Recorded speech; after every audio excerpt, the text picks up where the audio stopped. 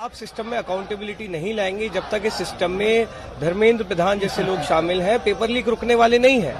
आप चोट लगने के बाद मरहम लगाने की बात कर रहे हैं, लेकिन सवाल यह है कि चोट लग क्यों रही है, उस पर बात नहीं होगी तब तक आप पेपर लीक की समस्या को नहीं रोक सकते, क्योंकि एक बहुत सिस्टमिक प्रॉब्लम है। इसमें ऊपर से लेकर नीचे तक सब लोग शामिल हैं। बहुत सारे स्ट्रक्चरल प्रॉब्लम्स हैं। वो स्ट्रक्चरल प्रॉब्लम्स तभी सॉल्व हो सकते हैं जब सिस्टम में अकाउंटेबिलिटी आएगी।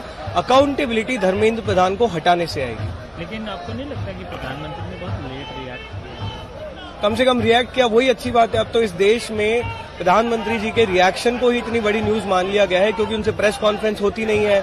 आके वो युवाओं के सवालों का जवाब दे नहीं सकते हैं। हमारे डिमांड चार्टर पे उन्होंने आज तक बात नहीं की। जब उनके खुद के वोटर्स धर्मेंद्र प्रधान का इस्तीफा मांग रहे हैं, उस पर आज तक रिएक्ट नहीं किया।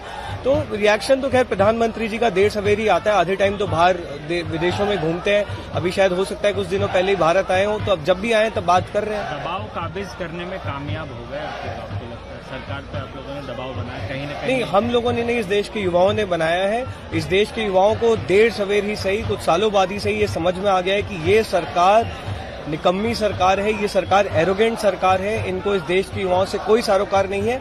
और अब इस देश का युवा जब खड़ा हो रहा है, तब फाइनली सरकार पे दबाव बन रहा है। सैटिस्फाइड नहीं लग रहा है प्राइम मिनिस्टर के स्पीच का? बिकॉज वो एक सॉल्यूशन नहीं है।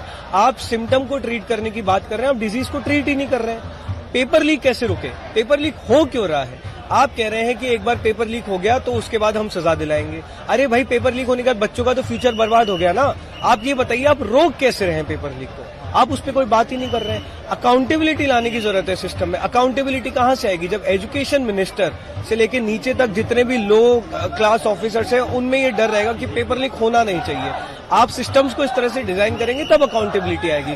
कॉम्पिटेंट मिनिस्टर होने चाहिए, जो है नहीं। वो जब तक नहीं होंगे तो पेपर लीक रुक नहीं सकते। फास्ट ट्रैक कोर्ट तो इस देश में हर दूसरी समस्या के लिए बनी गए हैं। इस्तीफा के बगैर आप लोग? ये कोई सवाल ही नहीं है। अगेन मैंने इसलिए बोला ना, हमें डिजीज ट्रीट करना है।